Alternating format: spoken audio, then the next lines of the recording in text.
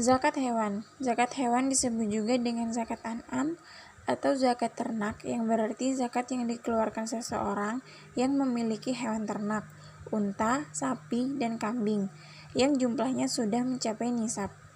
Zakat ini termasuk zakat mal, harta, dan boleh dibayarkan selama syarat terpenuhi. Zakat hewan ternak ini ketentuan wajib zakat atas unta, sapi, dan kambing didasarkan atas manfaatnya. Zakat hewan tidak diwajibkan atas selain ketiga hewan tersebut, sesuai dengan hadis Rasul yang berarti bagi seorang muslim tidak menanggung zakat dari budak dan kudanya. Hadis riwayat Muslim. Tetapi yang disebutkan dalam Al-Quran memiliki manfaat lebih banyak, adalah yang diistilahkan sebagai an'am, hewan ternak, yang meliputi unta, sapi, kerbau, kambing, sebagaimana firman Allah Ta'ala. A'udzu billahi minasyaitonir rajim. Bismillahirrahmanirrahim. Wal an'ama khalaqaha lakum fiha difa'un wa manafi'u wa minha ta'kulun, yang berarti, dan dia telah menciptakan binatang ternak untuk kalian, padanya kalian dapat kehangatan dan manfaat, dan sebagian lagi kalian makan.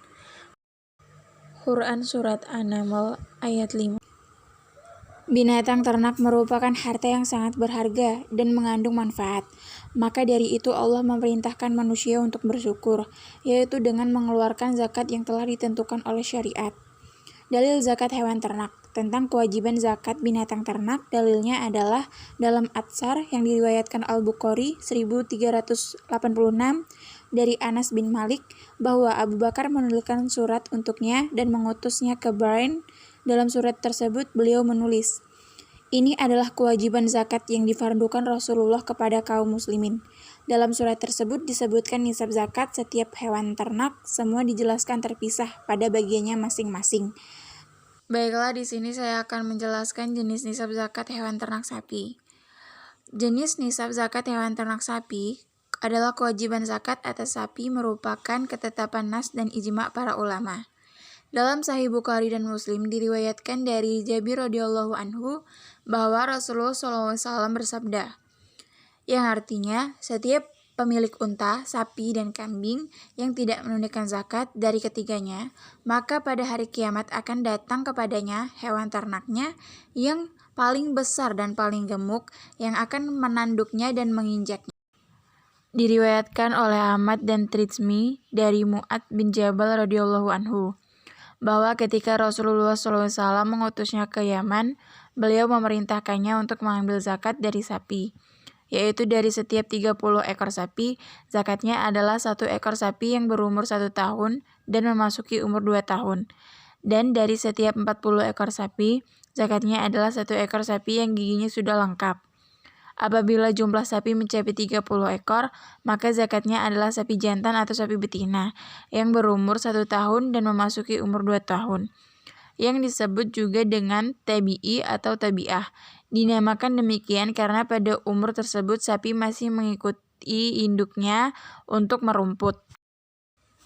Apabila jumlah sapi mencapai 40 ekor, maka zakat yang wajib dikeluarkan adalah 1 ekor sapi yang giginya sudah lengkap, yaitu sapi yang berumur 2 tahun. Hal ini sebagaimana diterangkan dalam hadis Nabi SAW yang juga diriwayatkan Bukhari dan Muslim dari Mu'adz radhiyallahu anhu. Ia berkata, Rasulullah memerintahkanku untuk mengambil 1 ekor sapi jantan atau sapi betina yang berumur 1 tahun dari setiap 30 ekor sapi dan 1 ekor sapi yang berumur 2 tahun dari setiap 40 ekor sapi. Apabila jumlahnya lebih dari 40 ekor, maka dalam setiap 30 ekor zakatnya adalah 1 ekor sapi yang berumur 1 tahun. Dan dalam setiap 40 ekor zakatnya adalah 1 ekor sapi yang berumur 2 tahun.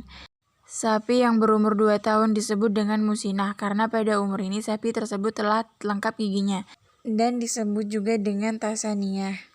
Selain nisab zakat sapi, di sini juga telah dipaparkan nisab zakat unta dan kambing. Baiklah, itu tadi penjelasan saya mengenai zakat hewan ternak. Lebih dan kurangnya saya mohon maaf dan saya ucapkan terima kasih.